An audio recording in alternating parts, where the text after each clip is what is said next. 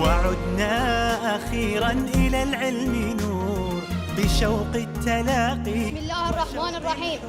المعلمون الأفاضل، زملاء التلاميذ، السلام عليكم ورحمة الله وبركاته. كلمة بعنوان العام الدراسي الجديد. تمضي الأيام والأعوام وتتغير الأمور والأحوال، وما بين تلك السنوات تبقى الذكريات الجميلة التي لا تنسى مهما يكن. من تلك الذكريات هي المدرسة. ففي هذا المكان العظيم نكتسب أجمل الصفات ونرتقي إلى أعلى الدرجات. هنا نكسب العلم ونحارب الجهل، وهنا نبني المستقبل، وهنا نعرف الحقائق. فالعلم يضيء العقول ويطيب النفوس. قال رسول الله صلى الله عليه وآله وسلم: من سلك طريقا يلتمس فيه علما سهل الله له طريقا إلى الجنة.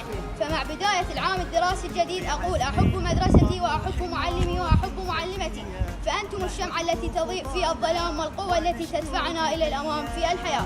والسلام عليكم. حلم جديد ضياه الأكيد، مدارس